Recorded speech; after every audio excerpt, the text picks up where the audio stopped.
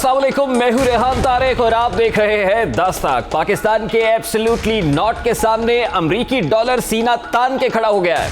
हमें फर्क नहीं पड़ता कि नारों के सामने हमारी स्टॉक एक्सचेंज को इतना फर्क पड़ा कि सरमायाकार रूठ गया है। पेट पर पत्थर बांधकर अफगानिस्तान की मदद के दावों के सामने हमारा अपना रुपया डॉलर के पहाड़ तले दबा दिखाई दे रहा है। अभी तक अमेरिका ने हम पर किसी इक्तिसादी पाबंदी का ऐलान किया है और ना ही कोई बिल बाज़ाब्ता तौर पर मंजूर हुआ है, मगर पाकिस्तान का हर शहरी यूं लगता है कि बिल बिला उठा है। अहम बात यह नहीं है कि क्या महंगा होने जा रहा है, बल्कि सवाल तो यह है कि क्या है जो महंगा नहीं होगा।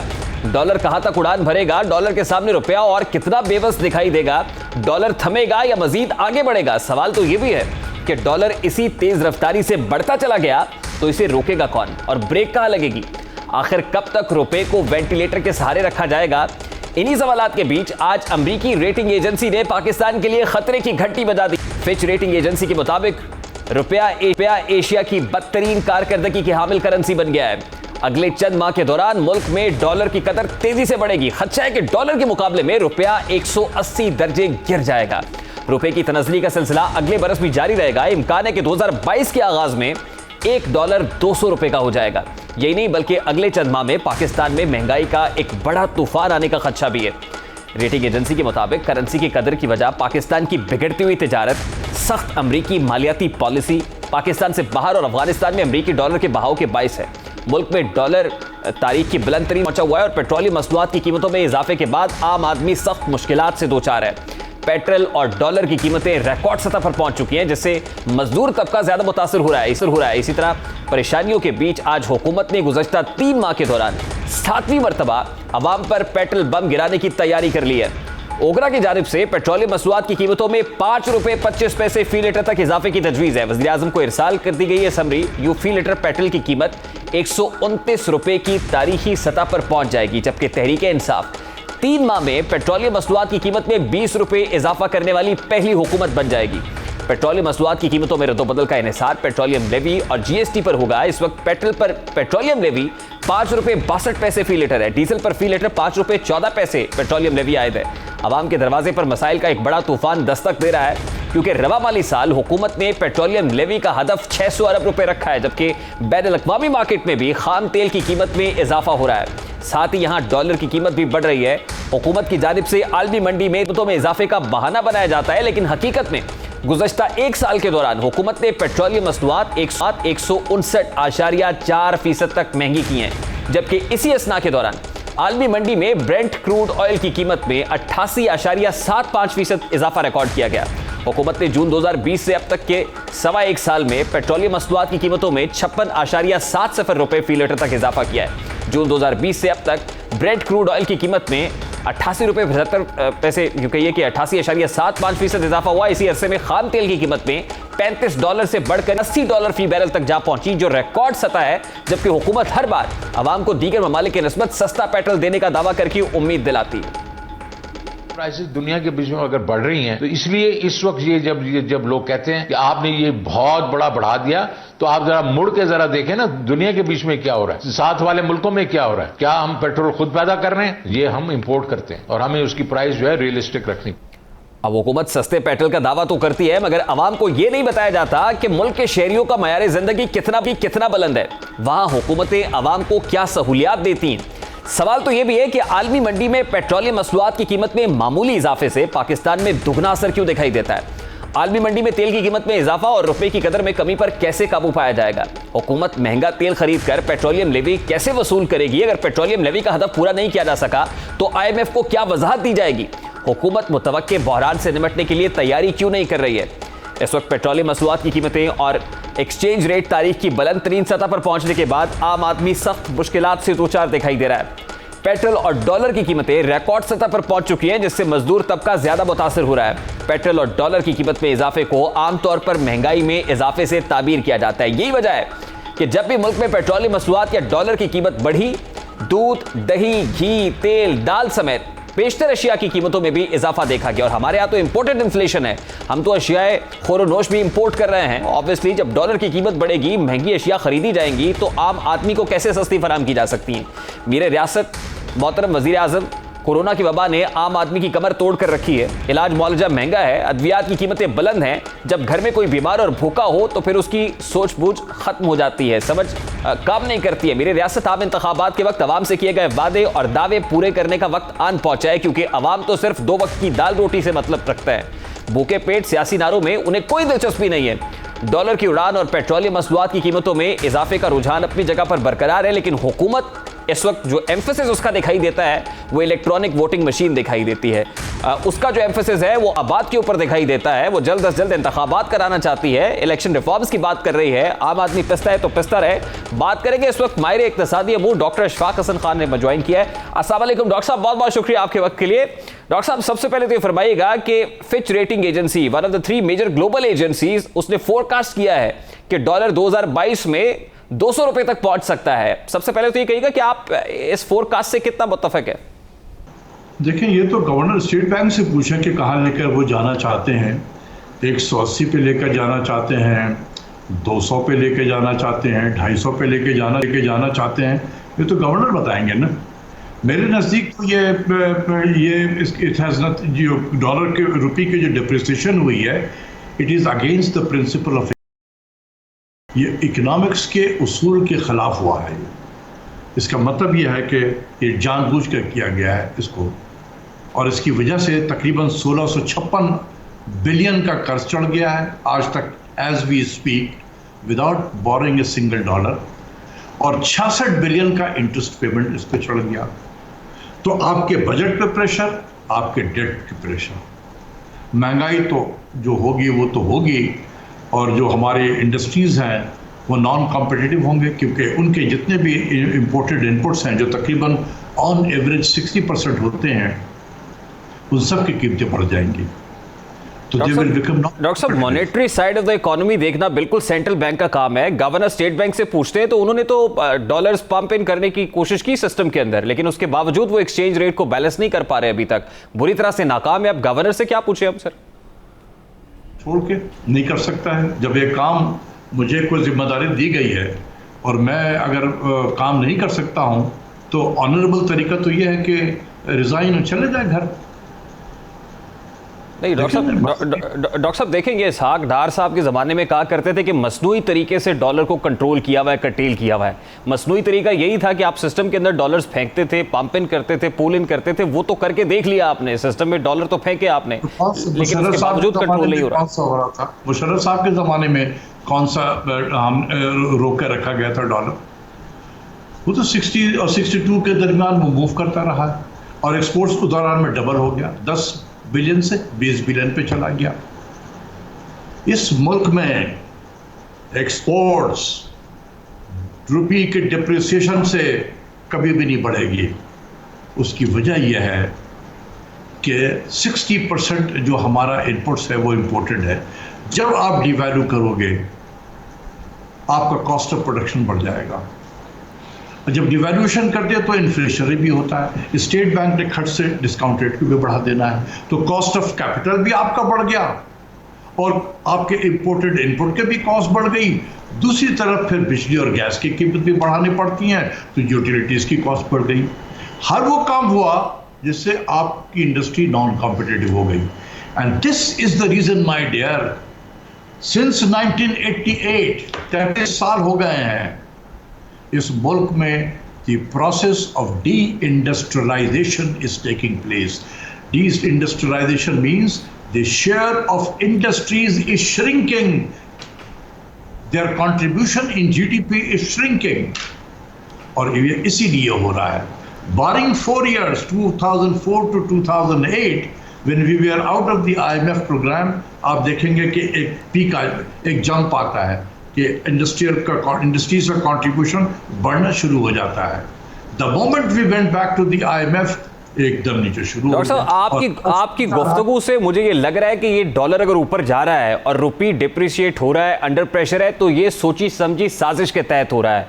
ये प्लान्ड है, ये प्लान्ड 200% मेरे नजदीक। और लग ये रहा है कि जैसे इंपोर्ट्स को कर्टेल करने के लिए और इसके जरिए से एक्सपोर्ट को बढ़ाने की कोशिश की जा रही है। सर, इंपोर्ट्स को तो आप कर्टेल कर लेंगे, लेकिन ये मेरी बात सुन लें, इंपोर्ट्स जो है ना, ये जिस तरीके से किया जाता है ना, इसको न्यू लिबरल इकोनॉमिक थॉट कहते हैं, यानी कि शिकागो स्कूल ऑफ थॉट, जहाँ पर everything is a monetary phenomena, और उसमें हर चीज़ जो है वो एक्सेसिव डिमांड की वजह से उस चीज़ें ख़राब होती है। Balance of payment excessive demand की वजह से ख़राब होता है, लिहाजा इसको डिवैल्यू करो और इंटरेस्ट रेट को बढ़ाओ। ये एक standard Chicago school of thought है।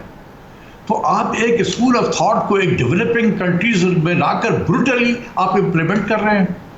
क्या हमने इकोनॉमिक्स के लिटरेचर में नहीं पढ़ा है कि there are other ways to curtail imports?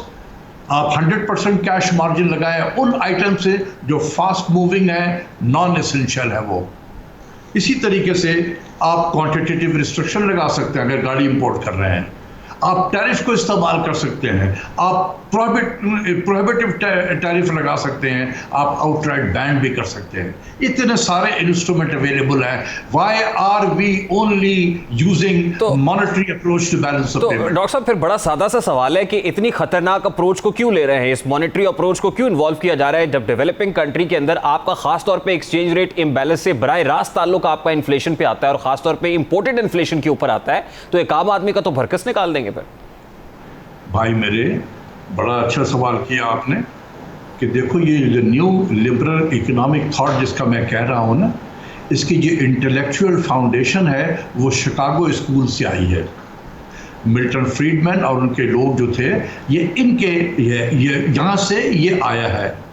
तो अब और यही आईएमएफ का रिलीजन बन गया है, आईएमएफ का रिलीजन बन गया है।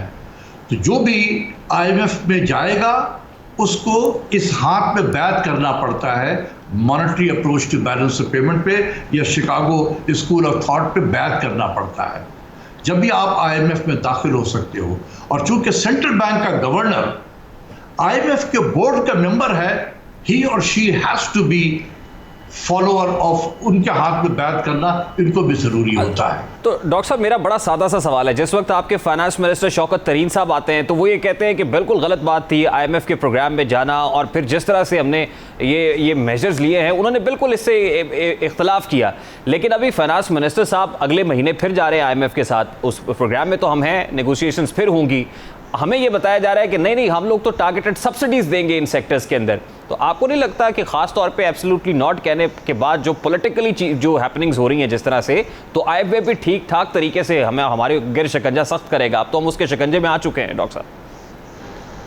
देखिए, जहाँ तक शौकत तरीन साहब का ये सवाल आप उनसे करें मुनासिब के सर, आपके आने से पहले तो आपके ये व्यू थे कि 2.5 साल में मईशत का बेड़ा गर्क हो गया है, और अब अगर आपके व्यूज़ चेंज हो गए हैं तो it is quite natural, now he is the finance minister, तो उसी तरीके से बात करेंगे। बाहर बैठ के वो किसी और तरीके से बात कर रहे थे। जहाँ तक है कि जी शिकंजा जो है वो सख्त किया जाएगा, ये बात मैंने प्राइम मिनिस्टर साहब से डे 1 को कहा था, जब उन्होंने मुझसे कहा कि आप क्यों मना करते हैं आईएमएफ में जाने के लिए। आप जब वजारत ख़जाना में थे तो आप तो खुद गए थे आईएमएफ में। तो मैंने यही कहा था कि sir, at that time we were standing on the right side of the power that is, and we are standing on the wrong side today. ठीक है ना? तो दोनों हालात में बहुत फ़र्क है। और फिर मैंने माइक पॉम्पियो साहब का स्टेटमेंट भी कोट किया था, make no mistake, we will not allow IMF to lend money to Pakistan to repay Chinese debt. तो मैंने कहा सर, अभी भी आप तो समझ में नहीं आ रहा कि खेल क्या होगा आगे चलकर।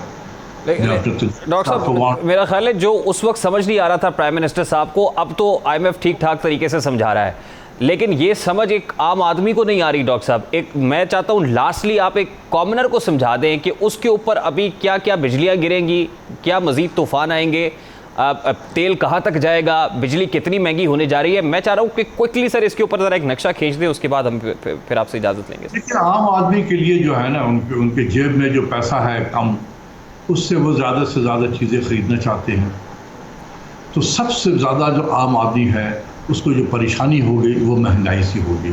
हर वो चीज़ जो बाहर से पाकिस्तान में लैंड करेगा उसकी कीमत बढ़ जाएगी, चाहे वो तेल की कीमत हो, चाहे वो खुर्दनी तेल की कीमत हो, चाहे वो हम LNG के शक्ल में गैस इंपोर्ट कर रहे हों, चाहे वो जब ये सारे ट्रांसपोर्ट के जो से रिलेटेड जो आइटम्स हैं ये महंगे हो जाएंगे तो ट्रांसपोर्ट के चार्जेस भी बढ़ जाएंगे, और इसकी वजह से जो भी गुड्स एक जगह से दूसरी जगह जा रही है उसके ट्रांसपोर्ट चार्जेस जब बढ़ेंगे तो वो पास ऑन करेगा कंज्यूमर को।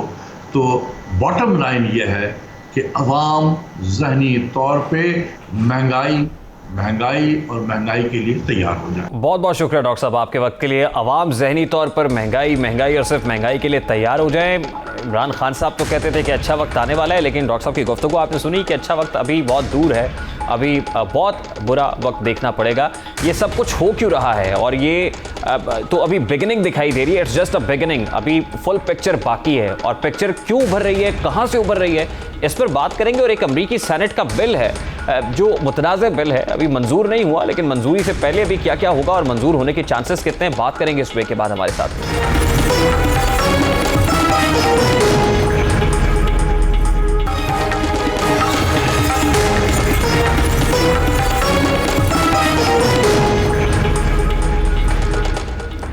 Welcome back. पाकिस्तान की खारजा पॉलिसी और माशी सरगर्मियां इस वक्त दो धारी तलवार के किनारे पर मौजूद हैं। एक जानिब अमेरिका अफगानिस्तान में अपनी नाकामियों का मलबा पाकिस्तान पर डाल रहा है, और यूरोपीय ममालिक भी तालिबान के मामले पर पाकिस्तान पर दबाव बढ़ा रहे हैं। दूसरी जानिब CPEC के मंसूबों के मामले पर चीन के साथ भी ताल्लुकात पर सवालात उठ रहे हैं। पाक चीन मामले का तज़किरा भी प्रोग्राम में करेंगे, लेकिन इस वक्त अमेरिका और पाकिस्तान के दरमियान ताल्लुकात में खफगी का तासुर उभर कर सामने आ रहा है। एक ऐसे वक्त में जब पाकिस्तान अफगानिस्तान में तामीर नौ और खुराक की कमी का शिकार 1 करोड़ 40 लाख अफगान शहरियों को खुराक पहुंचाने के लिए तगोदो कर रहा है। अफगानिस्तान और बैनुल अक़वामी बरादरी के दरमियान बेहतर ताल्लुकात के लिए कोशिशें की जा रही हैं। वहीं पाकिस्तान, जिसे अमेरिका ने तालिबान से मुज़ाकरात के लिए इस्तेमाल किया, वही पाकिस्तान जिसने अमरीकी अफवाज के जल्दबाजी में इनखला के बाद शदीद खतरे का सामना किया, लेकिन अब काबुल से इनखला के बाद वाशिंगटन की जानिब से पाकिस्तान पर तालिबान की मदद का इल्ज़ाम आयद किया जा रहा है। इसी हवाले से अमेरिका ने काबुल पर तालिबान के कब्जे और बाद के हालात में पाकिस्तान के किरदार का जायजा लेने के लिए अमरीकी सेनेट में एक बिल पेश कर दिया है, जिसमें पाकिस्तान पर पाबंदियों का मुतालबा किया गया है। बिल में कहा गया है कि तालिबान का साथ देने वालों के खिलाफ कार्रवाई की जाए। जायजा लिया जाए कि गुज़श्ता 20 बरस के दौरान पाकिस्तान ने तालिबान की मदद कैसे की और किन किन ममालिक का साथ दिया। साथ ही तालिबान और पाबंदी और इंसदादी दहशतगर्दी के लिए मौसर इक़दामात का मुतालबा भी किया गया है। सवाल यह है कि अमेरिका अपनी नाकामी का मलबा पाकिस्तान पर क्यों डाल रहा है? क्या पाकिस्तान पर इक़्तिसादी पाबंदियां आयद होने जा रही हैं? अमेरिकी पाबंदियों के पाकिस्तान पर क्या असरात मरतब हो सकते हैं? क्या पाकिस्तान तालिबान को नाराज करके अमेरिका को राजी कर सकता है? अमेरिका की तारीख रही है कि पाकिस्तान ने जब भी इसका साथ दिया उसे अमेरिकी पाबंदियों का सामना करना पड़ा। सर जंग में पाकिस्तान अमेरिका का करीबी इत्तेहादी रहा, लेकिन इसके बावजूद अफगानिस्तान से साबिक सोवियत यूनियन फोर्सेस की वापसी के बाद पाकिस्तान को अमेरिकी पाबंदियों का सामना रहा। और जब पाकिस्तान ने 1998 में जौहरी धमाके किए तो फिर पाकिस्तान पर पाबंदियां आयद कर दी गई। इस वक्त भी पाकिस्तान को दहशतगर्दी के खिलाफ जंग में अमेरिका के साथ या ताउन के बावजूद एक बार फिर ऐसी ही सूरत हाल का सामना है। अफगानिस्तान में गैर मुनज़्ज़म इनखला और काबुल में तालिबान की वापसी की वजह से अमेरिका के अंदर भी वाशिंगटन की पॉलिसी पर तनकीद हो रही है। इसलिए अमेरिका इस नाकामी का जिम्मेदार पाकिस्तान को ठहराने की कोशिश कर रहा है। इसे तनाजुर में यह बिल पेश किया गया है, इस पर बात करेंगे। इस वक्त बॉस्टन यूनिवर्सिटी माहिर बैनुल अक़वामी उमूर प्रोफेसर डॉक्टर आदिल नजम ने हमें ज्वाइन किया है। अस्सलाम वालेकुम डॉक्टर साहब, बहुत बहुत शुक्रिया आपके वक्त के लिए। डॉक्टर साहब, ऑल दो रिपब्लिकन्स की तरफ से मुतनाज़ बिल दाखिल किया है, लेकिन डेमोक्रेट्स के ऊपर इस बिल का कितना प्रेशर है? देखिए, प्रेशर तो है, क्योंकि मेरे ख्याल में बहुत सारे डेमोक्रेट्स भी शायद यही सोचते हों। इन अ वे इस पे वैसा प्रेशर नहीं है कि यहाँ कोई फ़र्क है रिपब्लिकन्स और डेमोक्रेट्स में।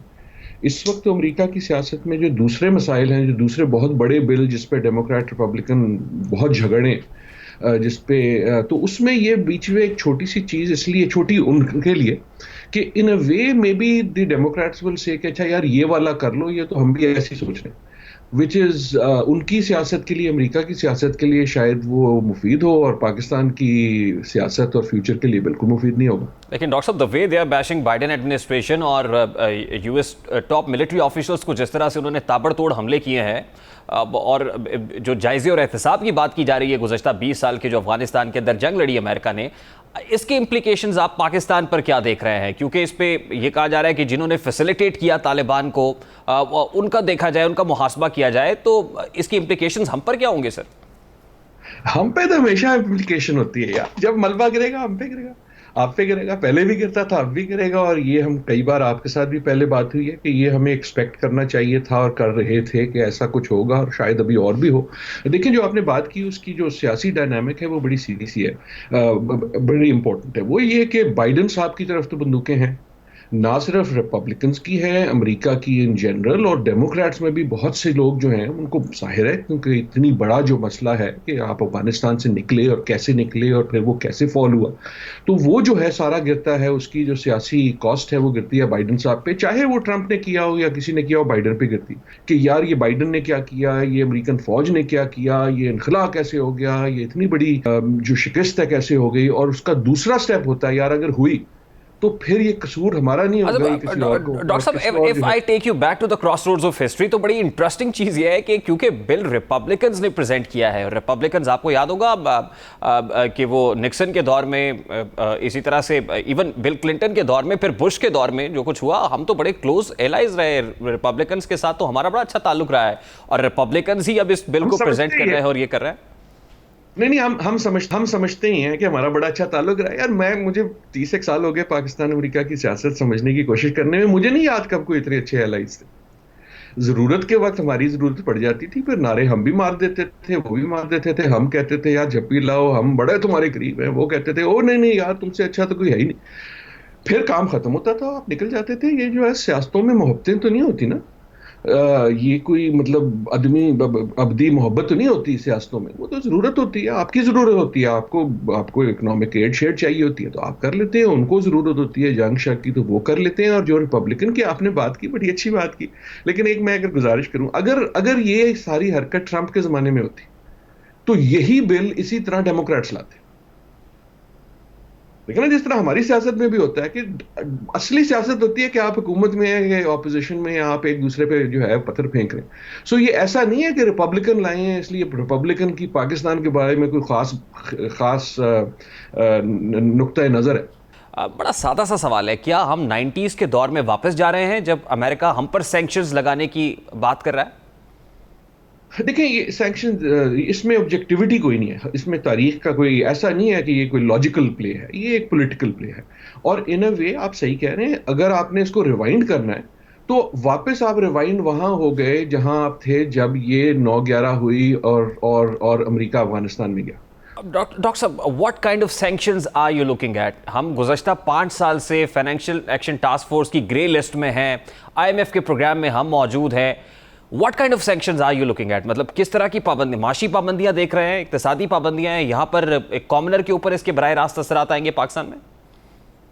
देखिए, असर तो आएगा, लेकिन इसका मुझे नहीं अभी पता कि सैंक्शन लगेगी कि नहीं लगेगी। देखिए, अभी तो सियासत शुरू हुई है, लग सकती है, आई थिंक उसका चांस बिल्कुल है, लेकिन ऐसा नहीं है कि जस्ट बिकॉज एक बिल आ गया कि कुछ करो उसका मतलब है कि सैंक्शन आप पे बिल्कुल लग गई। पहले तो ये ना कि आपका हाथ मरोड़ा जा रहा है, आप पे प्रेशर डाला जा रहा है। इमीडिएट वो प्रेशर ये है कि अफगानिस्तान में जो इस वक्त सूरत हाल है उसमें तुम हमारी किस तरह मदद कर सकती हो या नहीं कर सकते। तो कुछ ना कुछ होगा, किस तरह होगा आई डोंट नो। उसकी एक लंबी फहरिस्त हो सकती है, एक स्केल हो सकता है। फॉर एग्जांपल, आपने FATF का जिक्र किया।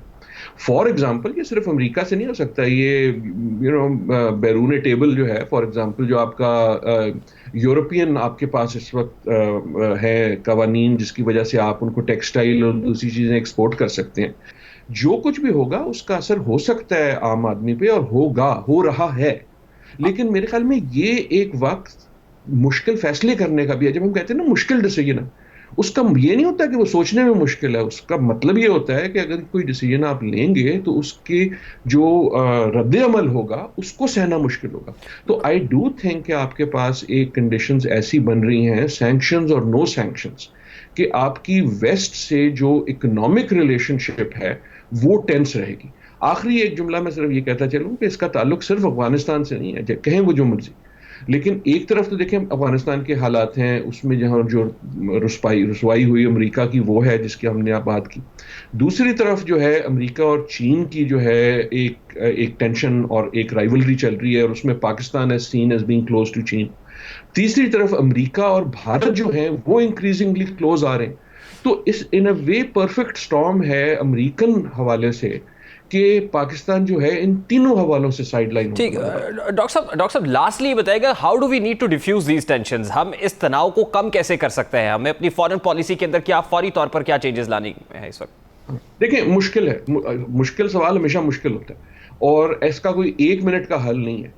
पुराना इसका हल ये था कि आप फिर कहते हैं अच्छा यार फिर बताओ क्या करना है, कोई 8 पैकेज आ जाता है, एकदम आप फिर से एलआई बन जाते हैं।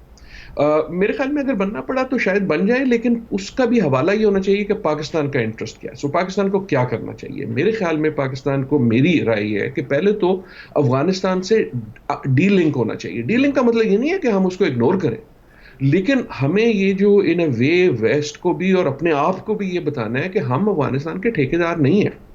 अफगानिस्तान हमारा एक हमसाया मुल्क है, हमसाया मुल्क रहेगा।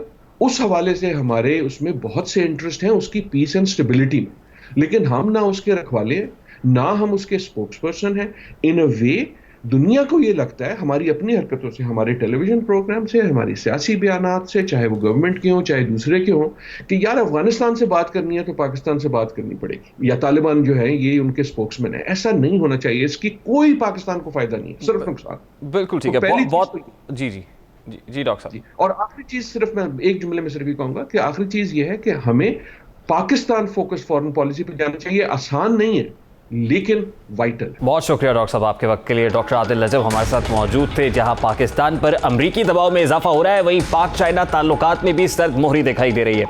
सीपैक के मंसूबों में ताखीर से बीजिंग और इस्लामाबाद के दरमियान मामलात में गर्मजोशी दिखाई नहीं दे रही। खुद आज वजीर आजम इमरान खान ने भी सीपैक मंसूबों में ताखीर का एतराफ़ किया है। जरा उसकी एक झलक भी आपके सामने रखता हूं।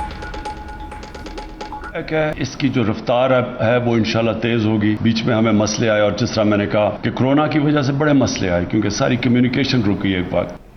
वज़ीर आज़म पाकिस्तान इमरान खान ने गुज़श्ता रोज़ मुस्लिम लीग नून के दौरे हुकूमत में बनने वाले मंसूबों पर भी तनकीद की और इस दौर में बनने वाली सड़कों में करप्शन की तहकीकात का भी ऐलान किया कि उस दौर में जो सड़कें बनी थी उस पर कितनी करप्शन हुई थी, इसको इन्वेस्टिगेट किया जाए। इस हवाले से वो क्या कह रहे थे, ज़रा वो भी आपके सामने रखता है।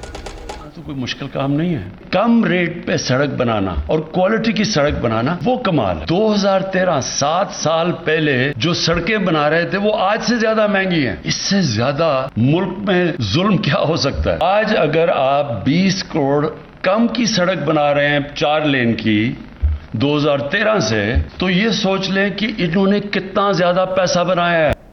आज इसी हवाले से रहनुमा मुस्लिम लीग नून ऐसर इकबाल ने हुकूमत पर शदीद तनकीद करते हुए इल्जाम आयद किया कि वजीर आजम पाकिस्तान सड़कों में कड़कों में करप्शन के इल्जाम आयद करके सीपैक के मंसूबों पर सवालात खड़े कर रहे हैं। ऐसर इकबाल का कहना था कि जो मंसूबे बने या तो वो सीपैक के तहत चाइनीज कंपनीज ने बराह रास्त चीन की फाइनेंसिंग से तामीर किए, जबकि दूसरे मंसूबे वो हैं जो हमारी पाक फौज के इदारे FWO और NLC ने बनाए। वजीर आजम ये भी बताया कि करप्शन सीपैक के मंसूबे में हुई या ओवर बिडिंग करके वो और NLC ने पैसा कमाया। इस हवाले से ऐसर इकबाल ने इसको कैसे काउंटर किया वो भी आपके सामने रखता है। पाकिस्तान के मंसूबे जो चीन के इश्तराक से बनाए गए या हुकूमत पाकिस्तान ने खुद बनाए, उनकी तामीर हमारी पाक फौज के इदारों ने FWO और NLC ने की। उनके ऊपर करप्शन का इल्ज़ाम लगाना हमारे कौमी इदारों को बदनाम करना है और हमारे सबसे करीबी दोस्त मुल्क चीन को बदनाम करना है। आप सीपैक के खिलाफ ऐसी तकरीरें करके, ऐसी बातें करके सीपैक दुश्मनी और सीपैक दुश्मनों के आलाकार बने हुए हैं। अब मुल्की सियासत में सीपैक के मंसूबों पर सियासत एक ऐसे वक्त में की जा रही है जब बैनुल अक़वामी मीडिया पर सीपैक के हवाले से बड़ा प्रोपेगेंडा हो रहा है। आलमी मीडिया चीन के कर्जों को पाकिस्तान के लिए बड़ा खतरा करार दे रहा है। हालांकि चीन ने हर मुश्किल वक्त में पाकिस्तान का साथ दिया है। सीपैक के जरिए पाकिस्तान को अहम मकाम दिलाया है। दुनिया भर में सबसे कम शरह सूद यानी 3.76% पर पाकिस्तान को कर्जे दिए गए। ये एक डेटा के मुताबिक चीन की जानिब से पाकिस्तान को मिलने वाली रकम का 90% हिस्सा कर्ज है। तवानाई के शुबे में होने वाली सरमायाकारी का 95.2%, जबकि ट्रांसपोर्ट के शुबे में सरमायाकारी का 73% हिस्सा कर्ज है। सूद समेत कर्जों की मुकम्मल अदायगी 13 बरस और 2 माह में होनी है। हुकूमत की जानिब से सीपैक के हवाले से मुतनाज़े बयानात मुल्क की तरक्की के लिए बेहतरीन मंसूबे को मुतनाज़े बनाने के मुतरादिफ हैं, जो 2 बेहतरीन दोस्तों के दरमियान गलत फहमियों को बढ़ाने का मौजब बन रहे हैं। अभी एक ब्रेक लेंगे, जिसके बाद बात करेंगे खैबर पख्तूनख्वा में हुकूमत के लिए चैलेंजेस क्यों बढ़ गए हैं और आने वाले दिनों में क्या तब्दीलियां उभरती हुई दिखाई दे रही है। मुल्क की सियासत में क्या तब्दीलियां वाक़ई होने जा रही हैं, बात करेंगे इस पे के बाद। हमारे साथ रहिए।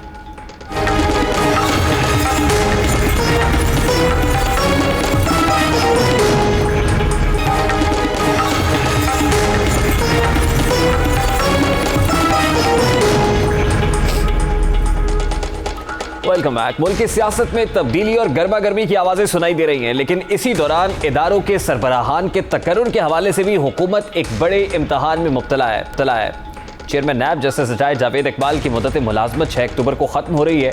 कानून के तहत चेयरमैन नैब की मुद्दत मुलाजमत में तौसी नहीं दी जा सकती, जबकि हुकूमत अपोजिशन लीडर से मुशावरत के बाद चेयरमैन नैब का तकर्रुर करती है, लेकिन ताहाल हुकूमत की जानिब से कोई भी नाम अपोजिशन लीडर को मुशावरत के लिए नहीं भिजवाया गया।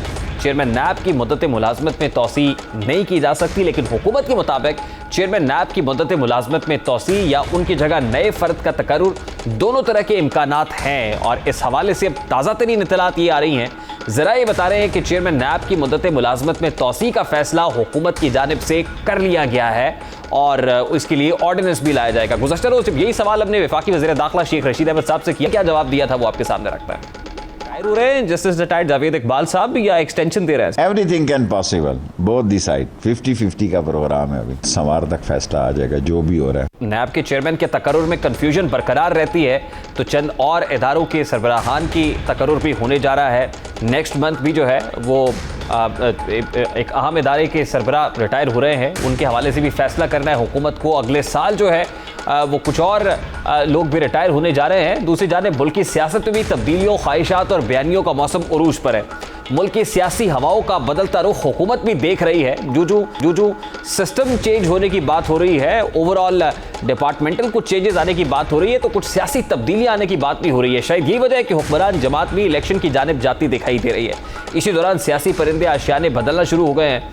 रहनुमा पीपल्स पार्टी मंजूर हुसैन वसान ने अगले साल आम इंतखाबात का दावा कर दिया है। मंजूर वसान के मुताबिक हुकूमत फेल हो चुकी है और पाकिस्तान तहरीक इंसाफ का जवाल शुरू हो चुका है। उन्होंने आज बड़े इंपॉर्टेंट किस्म की फोरकास्टिंग की है। जरा वो एक इंटरेस्टिंग सा शॉट है, आपको भी सुनवाते हैं। महमूद खान कुरैशी साहब खुद भी पार्टी बनाने के चक्कर में होंगे, लेकिन बन नहीं सकेगी। वो भी किसी पार्टी में ज्वाइन करेंगे, लेकिन दूसरे साथियों के सपोर्ट से। इमरान खान की जो भी पार्टी में अहम लीडर्स हैं ना, कुछ नवाज लीग में जाएंगे, कुछ पीपल्स पार्टी में आएंगे। अब इनके अपने जो खास सिंसियर बंदे थे इलेक्शन से पहले, वो भी बगावत पे उतर आए हैं। 2022 में ऐलान किए जाएंगे और दूसरे राइवल के साथ मिलकर के ऐसा सिस्टम बनाएंगे कि कमिंग हुकूमत जो होगी उनके साथ इलाक करेंगे। मंजूर वसान साहब है 2022 में आम इंतखाबात होते हुए देख रहे हैं, लेकिन आम इंतखाबात से पहले चंद अहम सियासी जमातें भी बनते हुए देख रहे हैं, यानी सियासी ढांचे तब्दील होते हुए दिखाई दे रहे हैं। जिस तरह गुज़श्ता रोज़ हमारे प्रोग्राम में इंटीरियर मिनिस्टर ने कहा था कि वो इंतखाबात से पहले कुछ सियासी ढांचे बनते हुए देख रहे हैं, और मंजूर वसान साहब के मुताबिक तो पाकिस्तान तहरीक इंसाफ काफ़ी टूट फूट का शिकार होगी। और इसी दावे के दौरान PTI में इख्तलाफात भी अब खुलकर सामने आना शुरू हो गए हैं। गुज़श्ता रोज़ वज़ीर आज़म की ज़ेर सदारत पार्लिमानी पार्टी का इजलास हुआ, लेकिन इस इजलास में अरकान ने दिलचस्पी नहीं ली और 70 मेंबरान गैर हाजिर रहे इस अहम इजलास से। इन नाराज़ मेंबरान में सबसे बड़ा ग्रुप वज़ीर दिफा परवेज़ खटक की क़यादत में खैबर पख्तूनख्वा के 22 अरकान पर मुश्तमिल है, जबकि कराची से भी तहरीक इंसाफ के मेंबरान खासे नाराज़ हैं। जबकि पार्लिमानी पार्टी इजलास में शरीक मेंबरान भी शिकवे करते दिखाई दिए। अरकान ने तरक्याती फंड्स और का शिकवा किया है। अरकान के शिकवे पर वफाकी वज़ीर हमाद अज़हर ने अरकान को गैस स्कीमें ना देने का साफ जवाब देते हुए कहा कि हमारे पास गैस ही नहीं है, पहले ही सब्सिडी पर गैस दे रहे हैं। जिस पर वफाकी वज़ीर तारिक बशीर चीमा ने वज़ीर आज़म से सवाल किया कि क्या ये वजारत तवानाई के नुमाइंदे हैं या हुकूमत के। तारिक बशीर चीमा का कहना था कि अगर यही सूरत हाल रही तो जितने मेंबरान आपके सामने बैठे हैं इन सब की ज़मानतें जब्त होंगी। अरकान असम्बली स्कीमों के बगैर और महंगाई की सूरत हाल में अपने हलकों में किस मुंह से जाएं। आफ्ताब जहांगीर ने कहा कि हमें कहा गया है कि अगली दफ़ा आपकी बजाय कोई और पार्टी उम्मीदवार होंगे। अगर ये सच है तो हमें वक्त पर ही बता दिया जाए ताकि हम अपना बंदोबस्त कर लें। यकीनन मेंबरान असम्बली के शिकवे बिल्कुल बजा है, क्योंकि अवाम की दलदल में धंसी हुई है। अवाम किसी निजात दहिंदा की तलाश में है। पार्टी में इख्तलाफात का हुकूमत को क्या नुकसान हो सकता है? परवेज़ खटक ग्रुप तहरीक इंसाफ के लिए कितना बड़ा मसला है, ये परवेज़ खटक साहब खुद ही बता चुके हैं माजी में। वो उन्होंने क्या कहा था, ज़रा वो एक बार फिर आपके सामने रखता है। पाकिस्तान सर मुकाबला को टोल पाकिस्तान को मुखालिफ अपोजिशन की माँ इज्जत की तो असम्बली मेंबरान जिसे टोल अभी संभालो इमरान खान हुकूमत जब दौराने को यो रज़म चले लेके इमरान खान पमादी रसारात थी नन के इमरान खान तो वज़ीर आज़म। ये परवेज़ खटक साहब हैं और वो ये बता रहे हैं कि अगर वो इमरान खान साहब के लिए मसाइल खड़ा करना चाहें तो ये कोई दिक्कत की बात नहीं है, बड़े बड़े मसाइल खड़े हो सकते हैं खान साहब हुकूमत के लिए। तो अब देखना ये कि क्या वाकई परवेज़ खटक साहब ने ठान ली है कि इमरान खान हुकूमत के लिए मसाइल खड़े करने हैं। आने वाले दिन बड़े इंपॉर्टेंट है। अभी एक ब्रेक लेंगे, ब्रेक के बाद वापस आएंगे, बात करेंगे मीर रियासत के दर पर दस्तक देने की। इस ब्रेक के बाद हमारे साथ रहिए।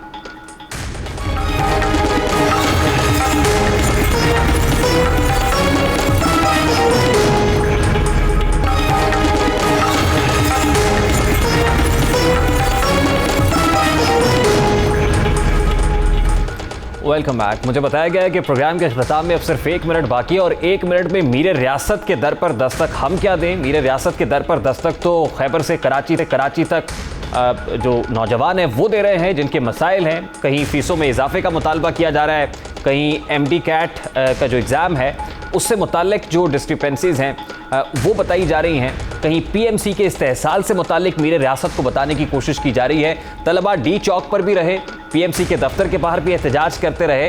ये सब कुछ उस मीर रियासत के दौर में हो रहा है जो ऑपोजिशन में खुद ही पैगाम दिया करते थे स्टूडेंट्स को अपने हक के लिए खड़े होने का।